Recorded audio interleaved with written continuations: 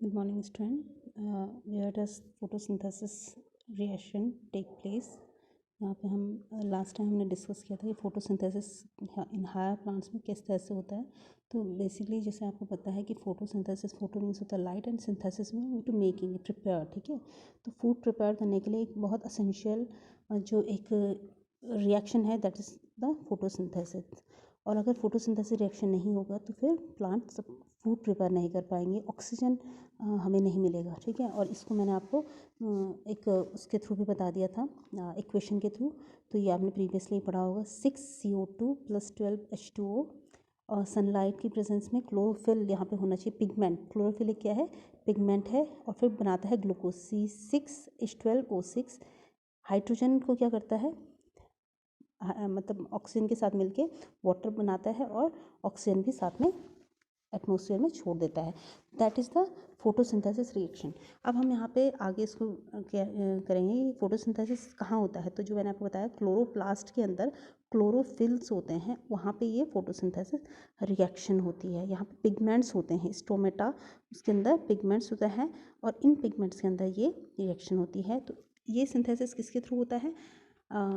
Light energy जो होता है ATP और NADPH, इनके थ्रू ये फोटोसिंथेसिस होता है. दो तरह की रिएक्शन होती है, एक होती है light reaction and another is a dark reaction. मैं अब आपको बताने वाली हूँ ढंग से. तो light reaction according to their name photochemical reaction, यानी कि लाइट रिएक्शन में लाइट का होना ज़रूरी होता है. यानी कि ये जो रिएक्शन होगी ये कब होगी? जब सनलाइट पर्टिकुलर जो पिगमेंट्स में है उनमें पड़ रही है. That is called the light reaction. It's also called the photochemical reaction. यहाँ पे क्या है, जो रिएक्शन होगी इसमें, ठीक है, लाइट जो पड़ेगी उसको क्या कौन ट्रैप करेंगे? पिगमेंट्स ट्रैप करेंगे. और पिगमेंट्स कैसे ट्रैप करेंगे? क्योंकि छोटे छोटे पिगमेंट्स होते हैं और लाइट केवल एक उनकी वेवलेंथ नहीं होती, डिफरेंट वेवलेंथ होती है. 400 नैनोमीटर से 700 नैनोमीटर तक. तो अलग अलग वेवलेंथ है. तो अलग अलग तरह के जो पिगमेंट्स हैं वो इनको एक्सेप्ट करेंगे. तो लाइट रिएक्शन में और डायरेक्ट रिएक्शन. तो लाइट रिएक्शन में क्या है, पहले तो ये एक्सेप्ट करेंगे और NTP और NADPH ये हमारे क्या बनेंगे? एक प्रोडक्ट्स ऑफ लाइट्स क्रिएट होंगे. उसके बाद आता है डार्क रिएक्शन. तो डार्क रिएक्शन में लाइट की प्रेजेंस की ज़रूरत नहीं है, बट क्या है, कार्बन रिएक्शन इसे कहते हैं, कैल्विन साइकिल भी इसे कहा जाता है. तो डार्क रिएक्शन में किसी भी लाइट की ज़रूरत नहीं होती है. डायरेक्ट जो ATP NADPH क्रिएट हुआ है उसी से फिर रिएक्शन आगे कंटिन्यू होगा. ठीक है, अब इसके जो आप ये diagrammatic representation of electron microscope से जो आप सेक्शन ऑफ क्लोरोप्लास्ट, ये क्लोरोप्लास्ट एक क्लोरोप्लास्ट को यहाँ पे शो किया है, आप देख सकते हैं यहाँ पे. तो जो यहाँ पे ग्रेना है, ठीक है, ये ग्रेना है, स्टोमेटा, लैमेला, ये आप ड्रॉ कर लेना अपनी कॉपी में. ठीक है, तो अभी हम यहाँ पे आगे करेंगे. How many types of pigments are in, ये मैंने आपको कल बता दिया था. Chlorophyll A, chlorophyll B, xanthophylls, carotenoids. यानी कि एक जो पिगमेंट है उसमें कई तरह के क्लोरोफिल होंगे. तो जो क्लोरोफिल A होगा ये ब्राइट ब्लू कलर का होगा, ब्लू ग्रीन कलर का. जो क्लोरोफिल B होगा येलो ग्रीन कलर का. ज़ैंथोफिल येलो, ये इंपॉर्टेंट है, ये आ सकते हैं कई बार कि इनका कलर क्या होता है. Xanthophyll yellow colour and carotenoids yellow and yellow orange, इस कलर से ये होते हैं.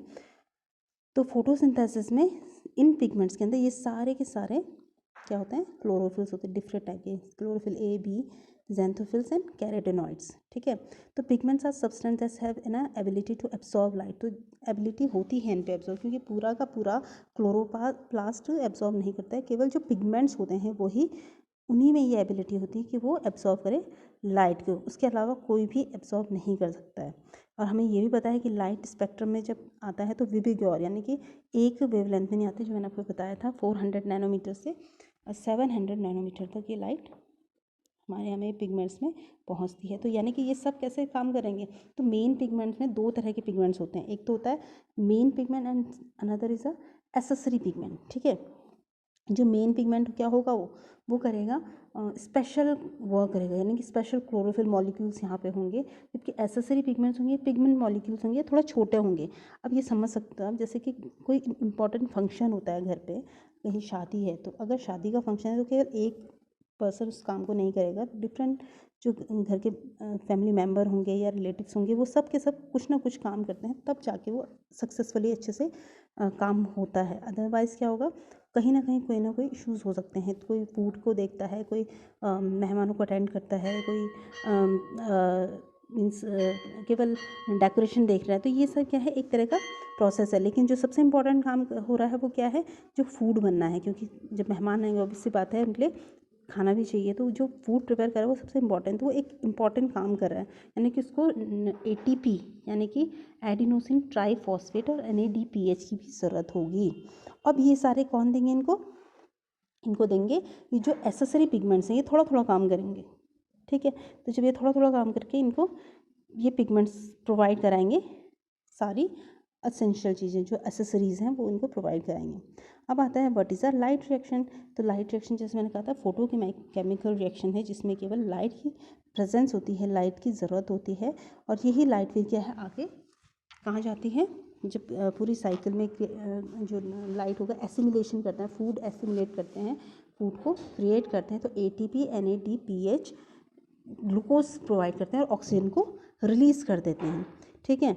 अब दूसरा आता है जो डार्क रिएक्शन होती है, इसमें क्या होता है, डार्क रिएक्शन में जब ये लाइट रिएक्शन कंप्लीट हो जाती है तो फिर ये डार्क रिएक्शन अपने आप ऑटोमेटिकली चलती है, इसको क्या कहते हैं, कैल्विन साइकिल भी कहा जाता है। तो इसमें भी NTP और NADPH ये इन्वॉल्व होते हैं और कार्बन डाइऑक्साइड को रिलीज़ कर देते हैं, ठीक है।